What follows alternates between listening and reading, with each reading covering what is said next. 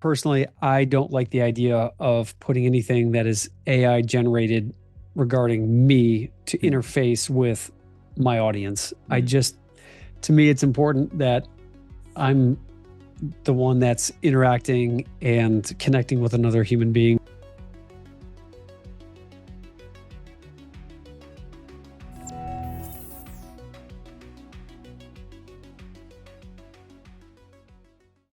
Hi, and welcome to Beyond the Byte. Last week's episode had me sitting down once again with Dr. Sven Jansen to unpack just one area in healthcare where AI is making waves. And what an incredible conversation that was. We explored how AI is helping address the global shortage of radiologists, creating real efficiencies in medical imaging, and transforming clinical workflows through structured reporting and diagnostic support. Toward the end of the episode, we even dove into some of the big ethical questions around healthcare data and privacy. If you missed that one, I highly recommend checking it out. But AI's impact isn't limited to the hospital. Its transformative effects are touching every industry. And this week, we head to a very different stage: Hollywood. I had the absolute pleasure of sitting down with actor Colin Egglesfield. Colin is one of those rare people who lights up a room. No, a whole soundstage. He's charismatic, genuine, and full of heart. After attending one of his powerhouse talks, I knew I had to have him on the show. He brings a unique perspective, not just as a performer, but as someone thinking deeply about what happens when AI enters the creative process. In this episode, we ask, can AI really replace someone like Colin? What happens to storytelling, emotion, and artistry when digital doubles start taking the screen over? We dive into the good, the bad, and the downright unsettling. Generative AI tools that can mimic human expression, digital twins that can perform without ever stepping on a set, and what this all means for the future of acting and identity. So buckle up. This is one of the most fascinating and heartfelt conversations I've had on Beyond the Byte. If you enjoyed today's episode, please hit like, share it with a friend or colleague, and drop your thoughts in the comments. I'd love to hear your take on where AI is taking us. And now, without further ado, here's my conversation with the one and only Colin Egglesfield. Colin, it is such a pleasure to have you on the show. Thank you so much for joining. My pleasure. Good to be here, Mo. And it's an exciting conversation to talk about, and also disconcerting because obviously for a lot of people in the industry, our jobs are being uprooted, much like a lot of other industries that are being uprooted by AI. Yep. But like anything, I think there is opportunity in these times throughout history where things have shifted. And so I think a lot of people, including Hollywood, are trying to figure out what those opportunities are. Absolutely. And one of the things, Colin, that really drew me to you is, we met at this conference, and one of the things we talked about was the idea of how it feels now to be an actor in the world with AI. But the thing that really I appreciated is your motivational speech, and I would say I'm a performer as well, to another, really was compelling, was energetic, was powerful. It got me moved. And it made me it really made me appreciate the fact that, art is more than just what we see on the screen. It really stems from the energy that the artist brings to the table. And I honestly felt like you had such an energetic presence that could not be replaced by just some AI generated movie. But that being said, as you mentioned, this is something that is threatening, or at least feels to be threatening to people in your trade, to actors. Let's start with talking about that. Google VO, right? Like the fact that Google VO recently came out with this a bunch of different promotional material that showed that you can do all sorts of different scenes for all sorts of different timelines, and the actors are actually talking. And they're talking about, it was dystopian, surreal, because they're talking about how they're AI generated actors. And it was one of those things that you saw that. Yeah, it was exciting to see, but I'm not going to lie, even as somebody who is in technology and is fascinated by what AI can do, I also was left wondering, okay, well, what happens to real actors now? What happens to people like you, Colin, who are going out there and making movies and making TV shows? what does the future look like, and what's the talk of the trade right now? Yeah, it's really tough nowadays. And like I was just touching on, the industry is just really trying to figure out what people are wanting to see, what they're wanting to be able to have on their devices. I think people's attention spans are getting shorter. Yeah. So sitting through a 3 hour film, which used to be an event where you would plan it and you would maybe take someone on a date to go to the movie theater, and the visceral experience of buying the popcorn and coming together as a community, sitting in one place, having an experience of transformation. It's those are I feel I miss those times. And even when I do go to the movie theaters still, it's usually only for one of the, some of these bigger, more tentpole type of movies that people are more excited about, like the Mission Impossibles and Yeah. like the Oppenheimers and the Gladiators and those kinds of movies. Hmm. So I think people still are seeking those kinds of experiences. It's what's going to be interesting to see is that, I've got nieces and nephews, and they're all between, the ages of like 9 and 20. And I just, they're always on their phones. They're watching YouTube videos, and they're playing video games. And unfortunately, I think a lot of the content that has been put on YouTube, user generated content, and everyone wanting to be YouTube stars now, it definitely has democratized the ability to create your own content. However, it has definitely diluted the quality and the prestige around what it means to bring together a collection of experts and experienced artists, as you were talking about, to put together content that truly is a masterpiece. And the problem now is that when you go onto Netflix or Amazon, there's so much content and there's so many channels on TV now. From the actor's perspective, when there was only the 5 channels, the network channels, ABC, CBS, NBC, and Fox, and then you had the cable networks, there was a certain amount of money that was allocated for those 5 networks. And so when you were watching episodes of like Friends on Thursday night, it was must-see TV, and then ER and Seinfeld. The audience for that was anywhere between 20 to 30 million. I think the finale for Friends was like 70 million viewers or something like that, or 50 million viewers. The highest watched episode on TV was the finale of MASH, and I think there was like 104 million people that watched that finale. Mm-hmm. Nowadays, a hit television show is lucky to get like 3 million, 4 million. And so the advertising dollars, first off, has gone down. Yeah. So the amount of money that they can pay actors has gone down. And so there's more opportunity with all these different channels, but the rate in which they're able to pay the actor has gone down. So a lot of actors have left the business simply because it's not sustainable. And unfortunately, it just the quality of the productions is starting to go down. When I shot my movie Something Borrowed with Kate Hudson, it took us 7 weeks to shoot that movie. And nowadays it's not uncommon for movies to be shot in 2 to 3 weeks. And it's like, and where on that movie Something Borrowed, there was roughly 100 crew members, as you were talking about. There's everyone from the transportation to the camera department, the wardrobe, the Costume, you name it, sound, everything. Yeah. Roughly 100 people on set. And now with these skeleton crews of roughly maybe 30 people on set, and a lot of people are doing multiple different jobs.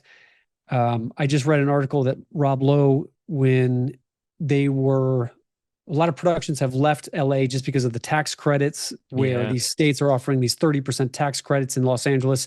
Yeah. It's around 20%, but only if you reach over the first 100 million. Yeah. Governor Newsom is trying to change that legislation to draw, it's crazy, to draw productions back into LA. Last year was the worst. I think there was it was the amount of productions that were being done was right around like 23%. It was like the lowest in the industry Yeah. since I think they were like recording where productions were being done. Now, Trump is talking about tariffing productions that are filmed Abroad. outside of the country. Yeah. And the debate is, well, how do you tariff a movie because it's not a physical product? It's Right. It's a like, digital, right. right. So there's a lot of unknowns and a lot of Yeah. uncertainty in the industry. I think from the user's perspective, to be able to jump onto a platform and say, I want to make my own movie and I want to upload my picture so that I'm the star of it or something. I'm the Yeah. Tom Cruise Yeah. hero in my own Mission Impossible story. I think it's exciting and it's interesting. However, I still feel that people need the human connection. Yeah. Yeah. We need to know that not everything that we're interacting with is a robot. Yeah. And I think AI will serve its place with, we're seeing a lot of it with, I think it's helpful in industry training videos Yeah. where companies have to put together these training videos on how to, use a fire extinguisher or whatever. Yeah. I think it can help companies save money in that regard. But when it really comes to wanting to see your heroes on screen, Superman is about to come out this summer. And if I knew I was watching an AI generated version of You might not as Superman, be excited. Yeah. I wouldn't be as excited because a big part of movie making is that it's a miracle when a movie comes together and it's good. Because it's like watching the Olympics or Yeah. sport. Why do Right. You people get to watch watch sporting them events? put on some great performances and you get moved by it. You're like, wow, that scene, and it's not Yeah. just about one actor, but it's about one actor to another. And I'm a movie file or whatever you call it. I'm a film buff. Uh, Cinephile. yeah, cinephile. Thank you. That's the word. And there are certain scenes that to this day when I watch them move me, and then I read about them later and I find out that it was just something that the two actors, it came out. It was not scripted. It was just boom, and it was like, well, it was one of the best parts of the movie. And Right. that kind of thing, I don't know, again, from a technologist who loves technology, I don't know that AI can do that. And if it does, if it is able to do something like that, what does that mean? How enjoyable is it to watch a replication of that rather than just see something that is inspired from humans, right? Yep. I do my coaching now and my public speaking coaching, and I've been just through my coaching, I get a lot of stuff sent to me on Instagram and Facebook, and Mm. because obviously the algorithm and all that stuff. And I get stuff sent to me now where you can have the AI version of Tony Robbins or the AI version of Brendan Bouchard The deep fakes, yeah. You could coach turn, you, yeah. and you can have a conversation with the AI version of Tony Robbins. But, you know, and I started to watch some of this stuff and I was just like, having a robot tell me what to do with a personal problem that I'm dealing with, whether it's my own fears and my deep seated insecurities and, Yeah. or like relationship advice or, therapy. It's like, to me, there's a component that's missing that I feel is going to really, I think it's the determining factor that ultimately at the end of the day, there are certain content that people are still going to want that human Yeah. connection, that human content, that human. The problem is we're training a lot of our younger kids to interact with a lot of this AI where they are losing the ability to have connected, authentic conversations with each other. Yeah. It's difficult for them to look each other in the eye. It's difficult uh, for Yeah, kids. they're missing the subtle skills, Yeah, I talked about this on my episode with Brian Galkey, the idea of the human skills that they there you have. go. Yeah, But so I think nowadays more than ever, it's important to remember that the parts of our humanity that we're in touch with, the ability to connect with other humans, the ability I was able to connect with you at this conference and actually meet you and go, I like this guy's energy. That's highlighting the importance, I guess, of personal branding nowadays, right? The idea is that now you really got to own your brand. You, Colin, gotta own Colin, right? So if anybody, if later on, if AI is trained on you, it's like, well, yeah, but you're the real deal. You're the real McCoy. Yeah. And actually, some people are getting ahead of this with what we call digital twins, where they're basically creating digital twins of themselves. So they're saying, yeah, great, I'm going to have an AI that talks just like me and looks just like me, and it can answer all my raving fans. How do you feel about having a digital twin? And I don't especially like Hollywood, I want to ask you a little bit, how do you feel about digital twins of actors long gone, being in movies? I mean, what do you think? I mean, I know that's a big topic, but as an That's an actor, how do you feel? Yeah, that's an interesting question about actors that we admire from the past and what would it be like Hmm. to bring them back. For me personally, I don't like the idea of putting anything that is AI generated regarding me to Hmm. interface with my audience. Hmm. To me, it's important that I'm the one that's interacting and connecting with another human being. Because I think a part of what makes us connect with each other is the understanding that we're not all perfect and that there are these parts of us that provide opportunities for us to connect and to support and to grow. And with AI, they have all the answers. I mean, and there's no opportunity for the AI to it almost feels like, you can tell when you're watching a TV show and the actors are more focused on remembering their dialogue than Right. actually connecting Then with each actually other. be correct. Yeah. It's like the same thing. Yeah. And so it's for me, I don't like the idea of me having a personal AI avatar of Twin. myself. Yeah. But when it comes to man, I never thought about that. To be able to have an avatar of, say, Humphrey Bogart or Yeah. Marilyn Monroe or something Right. like that in today's iteration of a film. Huh. I mean, I think it could be novel for a little bit, but after a while, I think ultimately, I don't Yeah. know. I think it's a personal preference. Do Yeah. you talk to many people about this and what their preferences are when it comes to I do. I do. interfacing with Yeah, AI? and I do because I personally am interested in seeing the societal impact of a lot of this stuff. And for me, we're dealing with a technology that's enabling things that um that to other people, to people before would be considered magic, right? Things that just like, yeah, what, you can do that? Uh, you know, uh, Going back to even Steve Jobs. I mean, Steve Jobs used to talk about the vision of what he wanted to do was to be able to talk to Aristotle again, right? Mm, And now we've come to a time where, Colin, we actually can do that, right? Like yeah. if I wanted to, I could persist digitally again, and we can have a whole other discussion about whether that's something that I'm comfortable with or not. But the idea of being able to talk to Humphrey Bogart or have him in your movie or what have you is magical. But now we can actually do it. And so as an actor, and this is one of the reasons I'm enjoying having this conversation with you, how do you feel about that as an actor? Do you feel comfortable with that, or you're like, no, when I'm gone, I want all my movies to be gone. I'm done. Like, Yeah.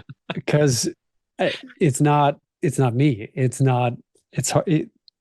I don't like the what idea. if your kids or your heirs, you know, were able to, inherit your talent through your digital avatar, Yeah. or inherit the fruits of your talent through your digital avatar. Yeah, that's the part that is mind-blowing. To me, again, I wouldn't like it, but Yeah. if you take that a step further, if you lose a loved one Hmm. outside of entertainment and the entertainment industry, I'm sure it's already there where you could upload some quotes and some voice stuff of like, let's say mom is my mom recently passed away last year, and Sorry for your I was loss. going, thank you. And I was going through some videos and some pictures, and I put together this remembrance video Mm. for her wake. And it helped me and my family stay connected to her and honor her. And if I were able to turn on my computer and have a conversation with an AI version of my mom, I mean, I haven't even really thought about it until this exact moment. I think in some way it may be comforting, but in a way, it this is the ethical part of it. Is that ethical? Is that okay? Is that and I, and I think for at first blanch here, I don't think it's okay. Yeah. Me personally, like Yeah. that's not to say if anyone else doesn't Right. Well, need ethics it is a or want personal it. thing. It's how you Yeah, know, for you, right? And I yeah, understand that. And I'm glad. Thank you so much, by the way. And thank you for opening up about that. Especially so to, we personalizing it. And I feel I understand. I feel the same way. I've thought about it myself. And as much as how many of us wish we could have had one more word with our loved one before they passed away, but right. that's not the way to do it, right? Because that's not and because then you're not really talking to that person. You're talking to their memories, or at least the collection of their memories that was preserved. You don't know about everything. A Mm, human is more than just the bits and bytes of whatever they leave behind.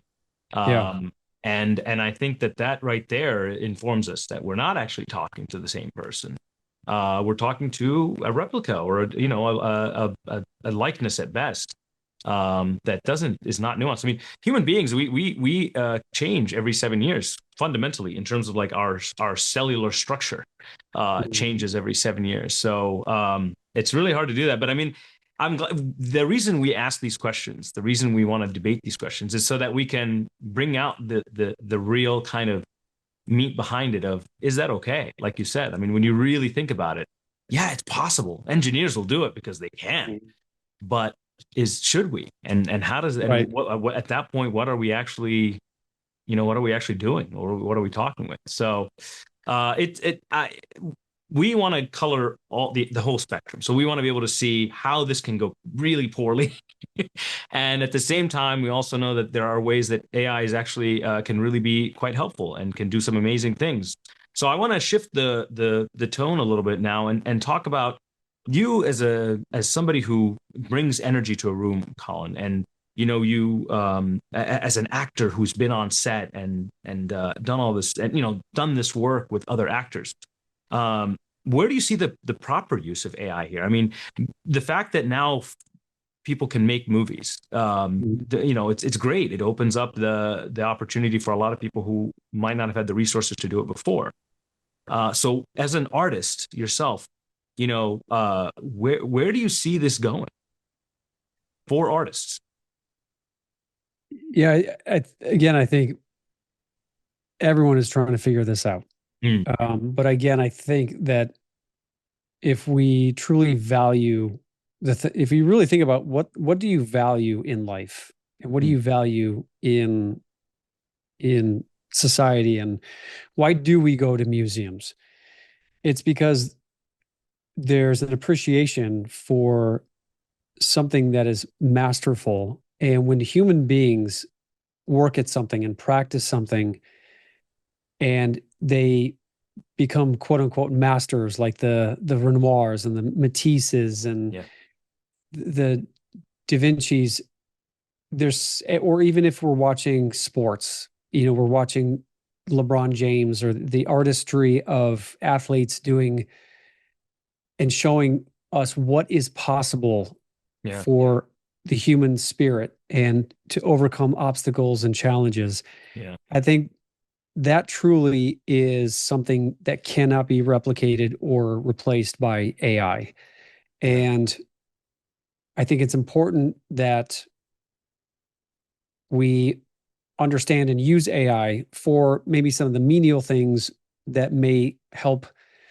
Like I said, was saying like industrial videos where it's just getting quick information out there, or if like yeah, customer service, where if an AI agent if I can understand them and they can give me the information quickly, where I'm yeah, not having to press 4 for this and press 5 for like, if that can help create some more efficiency with booking an airline ticket, great. Great. Yeah.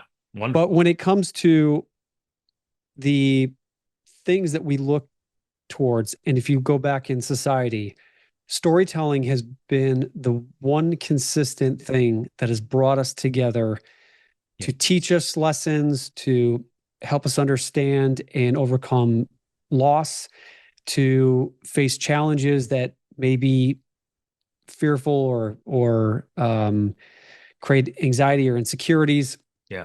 And I think it's important that there's a very slippery slope that if we completely rely on AI to do everything for us, we as human beings, I feel, are going to atrophy, and we are going to be less able to, we're going to be less resilient. We're going to be less able to connect and communicate.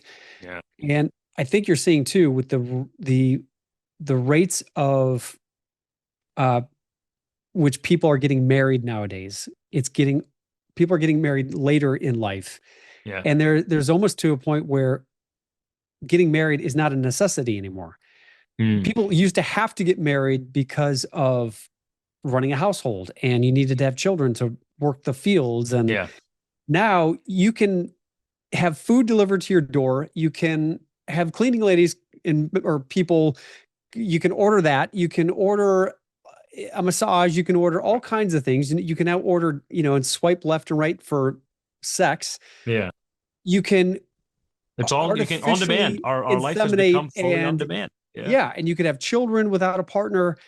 And so the danger to all of this is that I think people are really facing this existential crisis of who are we and where do we fit into all of this? Yeah. And that's where I think it's really incumbent upon our leadership to just remind us that there's a human element to all of this, and that we need each other in order for us to feel connected and to feel validated and seen and heard. And because there's a lack of that from what I'm seeing, and it all comes down to how much money can we make? Really, everything is driven by economics now, and it always has in Hollywood. There's always been that commerce and art part of show business. There's always been that element of it. Yeah, but I think ultimately, have you ever seen the series The Offer? It's about the making of The Godfather. Oh, I have not, but I love The Godfather. Oh, it's incredible. It's on Paramount Plus. Anyone out there, I would highly encourage you to watch it, because it is the making of The Godfather, and Al Ruddy, who's the producer of it. You really see what it takes to put a movie together. Yeah. And they have all these actors that play like the Marlon Brandos and the Al Pacinos and the Francis Ford Coppolas. And I think seeing human beings playing other human beings, like our heroes is fun to watch. But you really start to see there's Gulf Western that owned Paramount, I believe. Yeah. And Colin Hanks plays the executive for Gulf Western. And then Matthew, I forget his last name. Anyway, he plays Bob Evans, who's the studio executive for Paramount. Yeah. And you see the need for Bob Evans to need to advocate for the art of what they're creating, rather than the bottom line of, is this going to make money? I see. Yeah. And so I think that's always going to be there. But I think more and more now we're seeing that the bottom line is taking over. Yeah. And that's why you see there's no movie stars anymore, really. I mean, before, there was the Tom Cruises and the Mel Gibsons and the Meryl Streeps. And nowadays, if you look at, like, Tom Cruise was 24 years old when he shot Top Gun. Boom, instant movie star from that movie, right? Yeah. Nowadays, name a 20-year-old actor who has that mega star power influence. I mean, the closest I can think of, and even that I'm not even sure it counts, is like Tim Chalamet. I think Timothy Chalamet. Yeah. Yeah. But even then, great actor, love him. Yeah. I think he's fantastic. But still, he's a great actor. But what studios used to do is they used to hire the personalities of the Jack Nicholsons and the Gene Hackman's Harrison Ford being the Harrison carpenter Ford. on the set of Star Wars. I mean, that kind of thing. There you go. Yeah. And nowadays, it's more so the roles that are written Yeah. are any number of actors could just Phil. slide in there and play that role. And Yeah. unfortunately, that's where I feel like the problem with Hollywood is that the executives and the money people, unfortunately, they don't um, they don't encourage the individual personalities, and they don't allow for Nuance.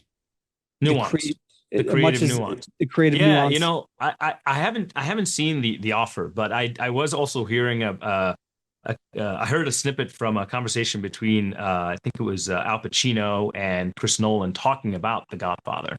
And they were talking about Francis Ford Coppola, and they were talking about how there was one scene that the studio execs, they were like, okay, that's it, you get this one shoot and you're done.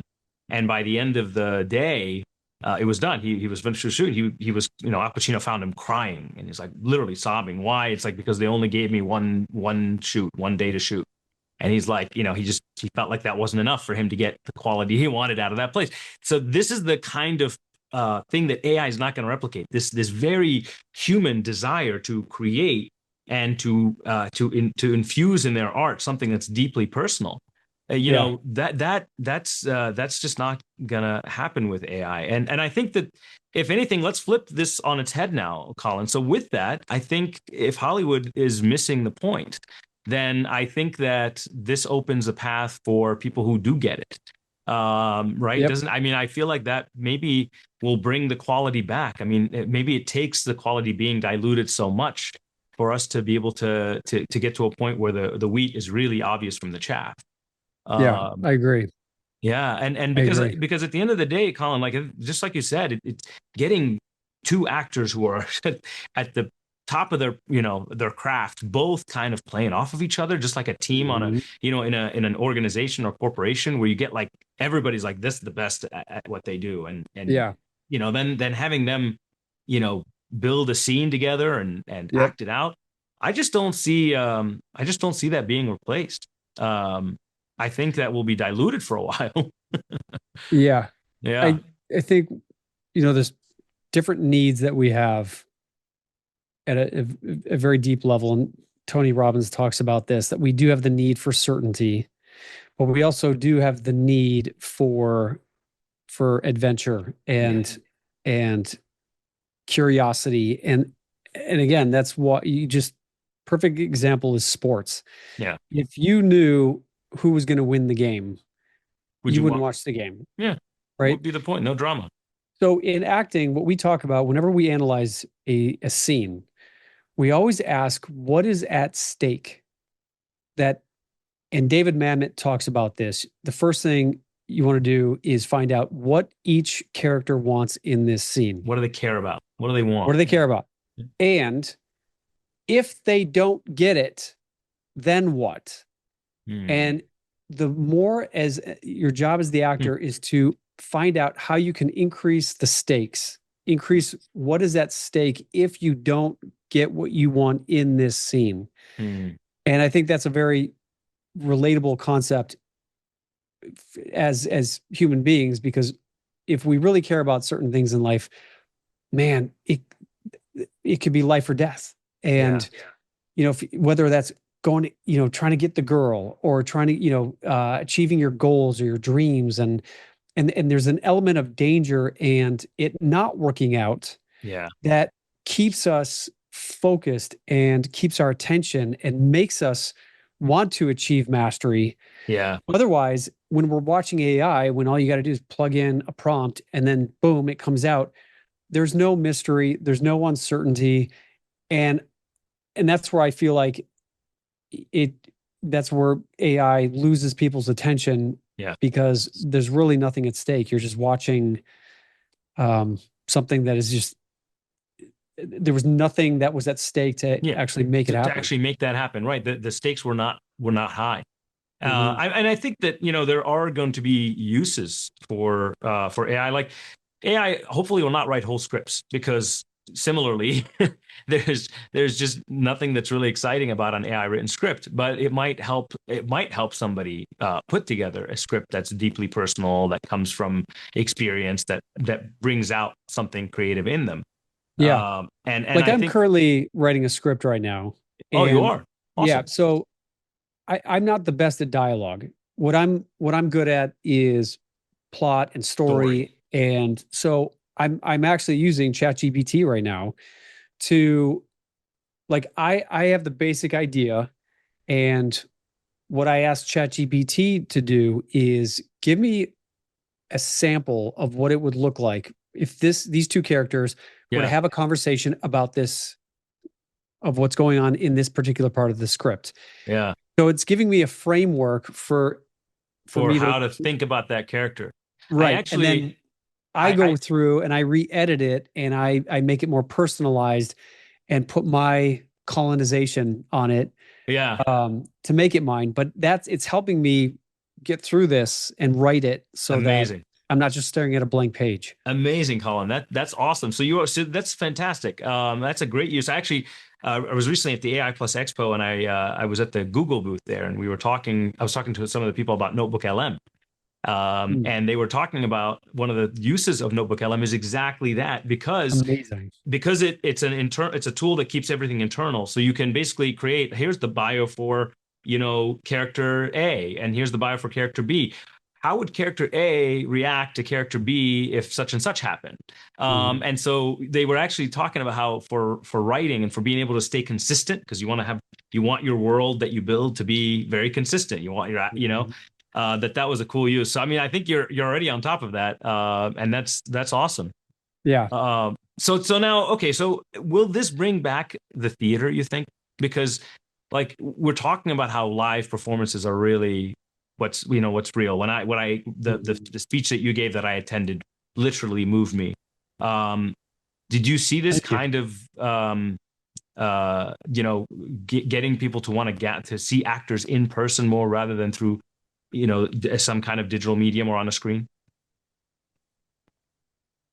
If I understand your question, it's, do I think there's going to be a rebound with people going to the movie theater and wanting to see people in person on stages? Is that Yeah, the that's what I meant. question? I meant like, so I've actually noticed that a lot of big movie actors or film actors, screen actors, let's say, are doing productions, doing theater productions. I've Yeah, like noticed a George couple. Clooney just finished his Good Night and Good Luck. Yeah.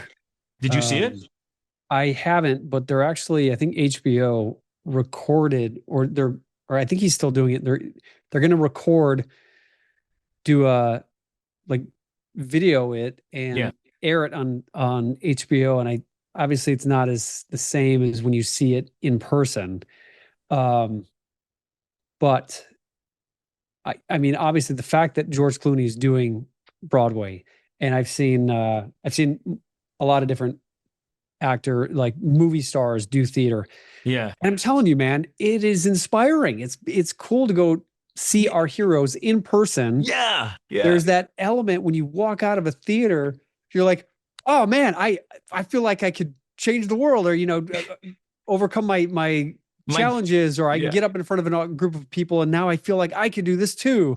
So I think it's definitely something that is it's always going to be there. I Yeah. think the power of the stage, again, since from the beginning of civilization, where everyone was sitting around the campfire listening to Yeah. stories, I think that's always going to be necessary and important. And you see this with like corporations, where people are humming along, and especially in corporate America, where you're expected to show up, do your job, get your paycheck.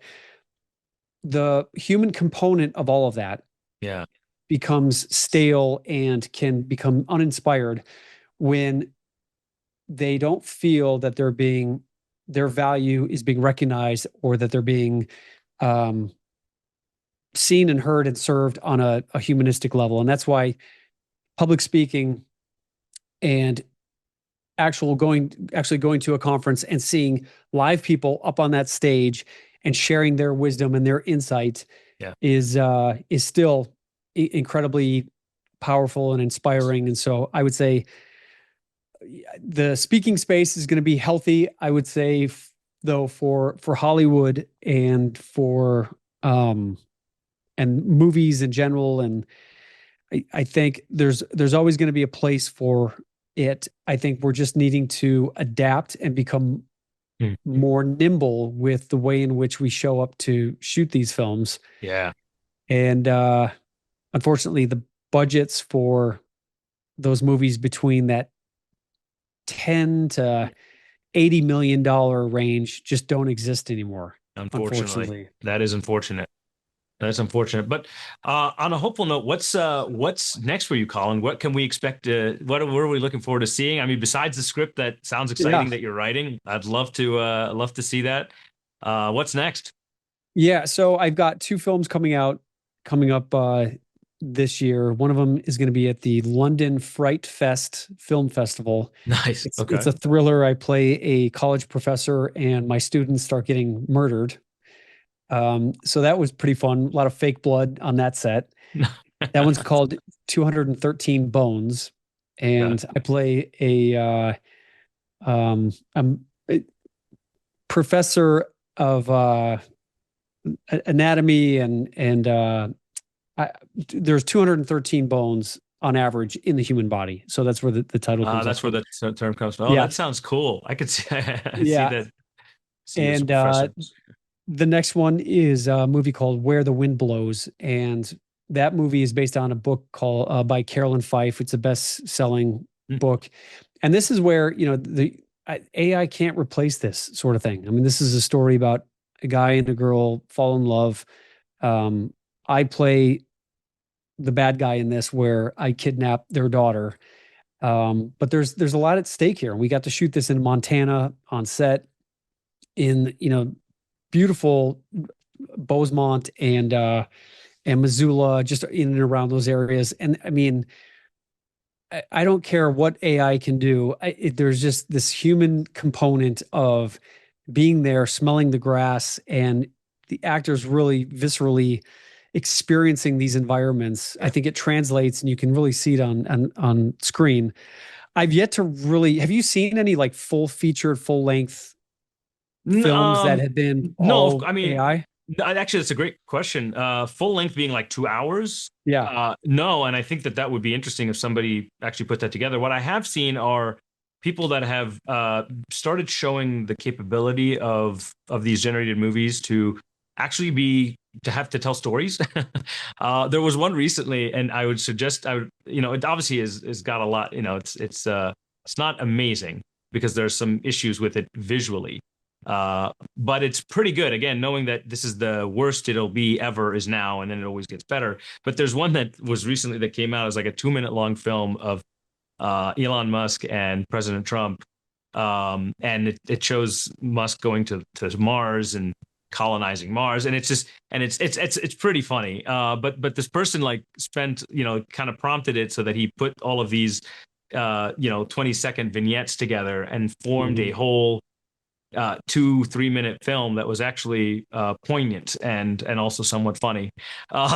So things like that are definitely happening. And as far as full length feature, I really don't think anybody, and I personally don't see myself being able to watch a full length AI generated film. But what is being talked about now as being a new paradigm shift in the industry is, of course, the idea that these movies that, as you mentioned, you make yourself, or movies that get made, like you basically get to live the adventure.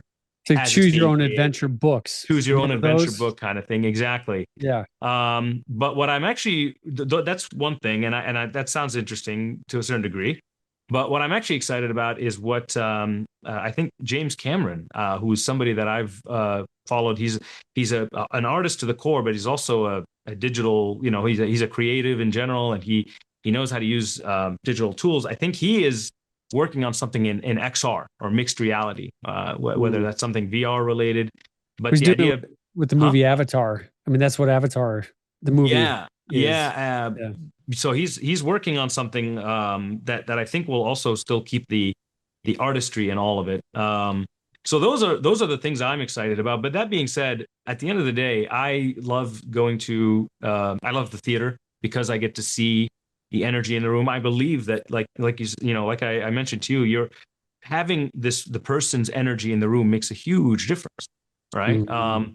And I think that that's why people nowadays are moved by speeches. They go to TED Talks and Yeah, they go to conferences. They really want to see the energy that a person brings, not just the information that they bring exactly. to the mixture. So I think that there'll always be a place for amazing actors like you to do their craft. What would you what would your advice be now to actors? You're telling me a lot of and it's unfortunate to hear that a lot of your colleagues are, especially the ones that are just starting out, are going, this is just not, it's just not working. I'm going to pick something else. I'm going to do something else. But then, you talk about these amazing movies that you've got, this movie that you've got coming out. Tell me the name of it again. 234 Bones. 213 bones 213 Bones. and where the wind blows. And Where And the Wind Blows. Yeah. to be honest with you, the reason why I got those movies and I produced my first film that came out last year called Duchess. It's a really fun diamond smuggling movie that we shot in the Canary Islands. Oh, It's all been human relationships. It's yeah. the relationships that I've made in Hollywood and in and around, in and around just working in the business. Yeah. Where there's nothing that can replace the power of networking and human relationships, where I've always just tried to lean into finding out what my friends are doing, offering my help. And whenever you lead with, how can I help you? What do you need? If I can't do it, you know what? I know someone who will be able to edit your movie once it's done, or I know a director, or I know this writer who can maybe help you doctor up the dialogue for your script. And when you lead with offering value and service and help to other people, Yeah. There's this karmic energetic circle that happens to swing around to say, hey, Yeah. Colin, what are you working on? What are you doing? What do you need help with? And I learned that lesson when I first started auditioning. And I think this is one of the biggest lessons I teach with my communications consultancy. It's called Beyond Impact, is that most of the time we are seeking validation from our environment to validate that who we are and what we're doing is good enough. A lot of us have this deep-seated root story that we're not good enough, or that who are we to think that we could do whatever it is that we truly want to accomplish. And so what's important about all of this is, what I help people do is I start to help them look inward and choose who they are on a deep foundational level of their core values. And I think I touched on this in the speech that you heard about. Yeah. And what this does is it helps people tap into them deciding who they are instead of waiting for everyone else to tell them who they are. And so as you start to practice this, you're able to show up with a definitive decision about who you are that is not contingent on someone else telling you who you are. And that takes a lot of guts and a lot of and some practice, much like when we rehearse for a role as actors. Yeah. As actors, it takes minimum 6 weeks for a Broadway actor to rehearse for a play.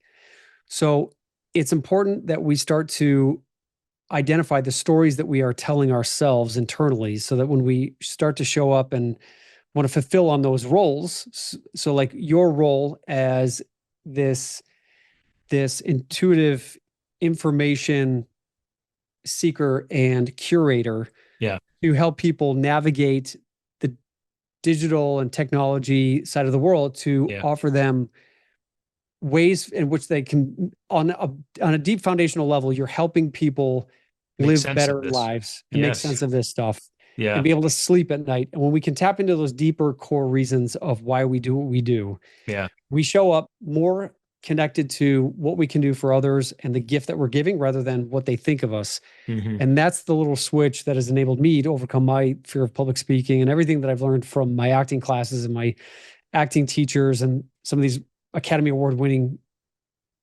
acting techniques and insights is what I share with my clients to empower them to be able to stand up confidently, not only in front of audiences or in front of the camera, but just in front of another human being, whether it's your spouse or your kids, to be able to authentically and actively listen and learn and demonstrate and practice emotional intelligence and grace, and providing a space for people to be seen and heard, which I think is sorely lacking in a lot of what we see on social media and especially in politics and in the media.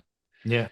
Colin, that is so well put, man, honestly. And that this shows that you're it's quite wise. I mean, honestly, you truly are. I could see that, you have your consultancy coach. It's called Beyond Reach. Beyond Impact. Beyond Impact. Thank you so much. Yeah, I'm going to make sure I'm going to put those in the comments below. I want people to be able to connect with you because you're not just a model, an actor, a writer. I mean, you truly are a motivational human being, and you're able to connect. You're able to bring heart back to all of this. And I really do see the really very human side of you that allows me to connect with you, allows others to connect with you. And I just that's one of those things that technology will not be able to replace. So thank you so much. Thank you. Thank you so much for being on the show. It's been a pleasure having you.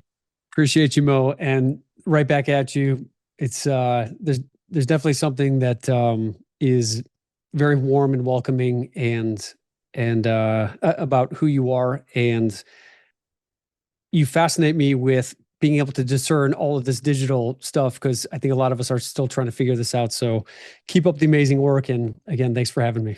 Thank you, Colin. It's a pleasure.